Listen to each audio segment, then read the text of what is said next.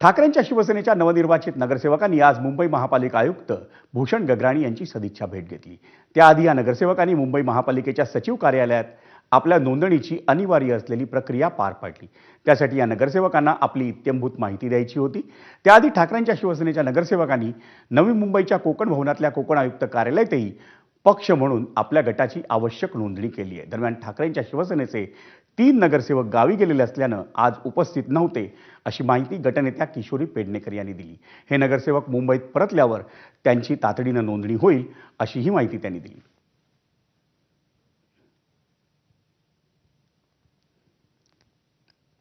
पाहूयात या संदर्भात ठाकरेंच्या शिवसेनेच्या गटनेत्या किशोरी पेडणेकर यांनी नेमकी काय प्रतिक्रिया दिली आहे।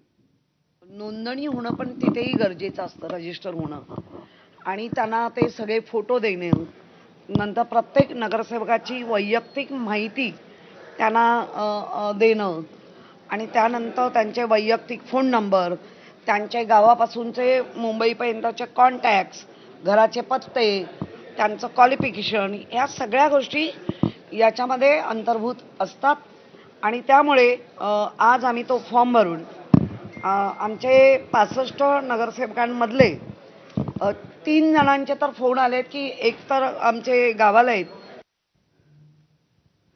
आणि आता बातमी काँग्रेसची। मुंबई